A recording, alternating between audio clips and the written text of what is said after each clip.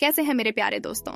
फिर से हाजिर है ज्ञान से भरपूर एक नई वीडियो लेकर। जैसा कि आप जानते हैं, सनातन धर्म सदियों से चलने वाली अनंत काल तक अपनी अथाह ज्ञान की खुशबू पूरे विश्व में बिखेरने वाली अगर कोई धर्म है तो वह है सनातन धर्म, जिसे हम लोग हिंदू धर्म के नाम से भी जानते हैं। इस धर्म से जुड़े एक ऐसी लोक कथा जो शायद ही आप लोग को पता होगा, आज सुनाने जा रहे हैं। मुझे आशा नहीं बल्कि पूरा विश्वास है इस वीडियो को पूरे अंत तक देखेंगे। कहते हैं अधूरा ज्ञान बुरा ज्ञान होता है। पूरी ज्ञान लेने के लिए वीडियो को अंत तक जरूर देखें। आशा है आपको बहुत कुछ सीखने को भी मिलेगा। आप सभी ने भगवान राम और सीता के कई कहानियां सुनी और पढ़ी होगी, लेकिन एक कहानी ऐसी भी है जिसे आप लोग कम ही जानते होंगे। तो चलिए आज माता सीता के बारे में एक रोचक कथा जानते हैं। एक समय की बात है जब माता सीता अपने उपवन में घूमने गई थी। वह बहुत देर तक फूलों को देखती रही, फिर आकाश को निहारा। तभी देखा कि तोते का एक खूबसूरत जोड़ा एक पेड़ पर आकर बैठ गया। तोता और तोती ने पेड़ पर बैठते ही बातें करना शुरू कर दी। तोती बोली, क्या आपको पता है अयोध्या में श्री राम जी का जन्म हो चुका है? यही वो श्री राम जी है जिनका विवाह सीता माता से संपन्न होगा। तोता ने उत्तर दिया, हाँ, पता है कि रामचंद्र जी का विवाह सीता माता से होगा। यही रामचंद्र इस धरती पर 11,000 वर्ष तक राज भी करेंगे। सीता जी के पिता राजा जनक स्वयंवर रचाएंगे। इस स्वयंवर में खूब सारे राजा महाराजा दूर दूर से आएंगे। वह सभी राजा जनक द्वारा रखे गए धनुष को तोड़ने में असमर्थ होंगे। फिर दशरथ के पुत्र श्री राम उस धनुष को तोड़ेंगे और सीता जी उनको वरमाला पहना देगी। सीता जी उनकी बातों को ध्यानपूर्वक सुन रही थी। जानकी जी को बहुत उत्सुकता हुई अपने भविष्य को जानने की। वह उन दोनों के पास गई। जब उन दोनों ने सीता माता को आते हुए देखा तो वह दोनों डर गए। वह डर के मारे उड़ने को तैयार ही थे कि तभी अचानक जानकी जी ने उन दोनों को रोक लिया। जानकी जी ने उन दोनों से कहा कि दोनों की डरने की बिल्कुल भी जरूरत नहीं है। जानकी जी ने उन दोनों को आश्वासन दिया कि वही जनक पुत्री सीता है। उनकी यह बात सुनकर तोता तोती को चैन आया। जानकी माता ने उनसे पूछा कि वह दोनों कौन से राजकुमार की बात कर रहे हैं। तब तोता और तोती ने बताया कि वह अयोध्या के राजकुमार और दशरथ पुत्र श्री राम की बात कर रहे हैं।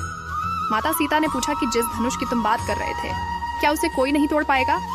तो इस पर तोते ने कहा कि वह धनुष केवल रामचंद्र जी ही तोड़ पाएंगे। इसके बाद सीता माता ने पूछा कि उन दोनों को इतनी गहरी बात किसने बताई। तो तोता और तोती ने कहा कि उन दोनों को यह कथा महर्षि वाल्मीकि ने सुनाई। ये सारी बातें सुनकर सीता जी अपने आगे के भविष्य को जानने की उत्सुक हो गई। सीता जी ने उन दोनों से कहा कि वह दोनों उनके महल में ही रहकर उनके भविष्य के बारे में बताएं। तो इस बात पर तोते ने कहा, अभी हम महल नहीं जा सकते क्योंकि मेरी पत्नी गर्भवती है, लेकिन बच्चे के जन्म के पश्चात वह दोनों सीता जी के महल जरूर आएंगे। लेकिन सीता माता उनकी बात को नहीं मानी और वह उन दोनों को महल में रुकने के लिए बाध्य करने लगी। आपको क्या लगता है, सीता माता ने अनुचित की कमेंट में अपना राय जरूर दें। जब वह दोनों सीता जी की बात नहीं माने तो सीता माता ने उस तोती को कसकर पकड़ लिया। तोती ने कहा कि कृपा करके सीता जी मुझे छोड़ दे। तोते ने भी बहुत गुहार लगाई पर सीता जी नहीं मानी। सीता माता तोती को अपने राजमहल ले जाने के लिए चल पड़ी। तभी तोती ने कहा कि वह आखिरी बार कहती है कि उसे सीता जी छोड़ दे, वरना वह उन्हें श्राप दे देगी। दोस्तों, सच्ची सनातनी है तो वीडियो को लाइक करके चैनल को सब्सक्राइब जरूर करें। इस बात पर सीता जी ने कहा कि राजकुमारी को कभी श्राप नहीं लगता है। अंत में तोती ने श्राप दे ही दिया। तोती बोली कि जैसे आज एक गर्भवती को अपने पति से अलग रहने के लिए बोला जा रहा है, ठीक वैसे ही सीता जी को भी अपनी गर्भावस्था में अपने पति से अलग रहना पड़ेगा। तोती का यह श्राप वास्तव में काफी भयानक था। श्राप देने के तुरंत बाद उस तोती ने दम तोड़ दी। तोते को अपनी पत्नी का बिछुड़न सहन नहीं हुआ। तोते ने भी सीता जी को श्राप दे दिया कि आने वाले समय में वह तोता ही एक इंसान के रूप में जन्म लेगा और वही श्री राम को सीता जी को महल से निष्कासित करने के लिए बाध्य करेगा। सीता जी ने हाथ जोड़कर विनती की कि वह अपना श्राप वापस ले ले, लेकिन तोते ने एक भी नहीं सुनी और वह वहां से उड़ गया। यह तोता वही धोबी था जिसकी वजह से माता सीता को महल छोड़कर जाना पड़ा था। दोस्तों, तोता एक महान आत्मा थी। महान आत्मा को कष्ट पीड़ देने पर श्राप तो लगता ही है। इससे हमें यह सीख मिलती है कि हमें किसी को कष्ट नहीं देना चाहिए, चाहे हम कोई भी क्यों ना हो, कितने भी महान क्यों ना हो, कितने भी धर्मात्मा क्यों ना हो। तोता अंत में एक धोबी बनता है और सीता माता को दोबारा वन जाने पर विवश करता है।